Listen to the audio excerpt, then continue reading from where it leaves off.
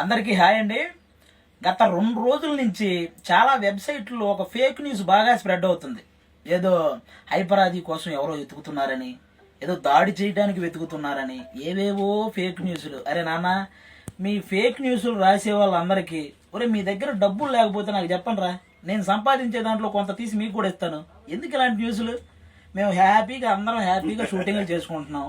ఇదిగో ఇప్పుడే జబర్దస్త్ షూటింగ్లో కూడా ఉన్నాం అనమాట. నా వెనక రాజు గారు, ఇక్కడ శాంతి స్వరూపు. ఇలాంటి ఫేక్ న్యూస్లు రాసే వాళ్ళందరికీ మా శాంతి స్వరూపును అప్పగించాలరా, మీకు భలే ఉంటుంది. Thank you so much. అందరూ హ్యాపీగా ఉండండి, మేము కూడా చాలా హ్యాపీగా ఉన్నాం. Thank you.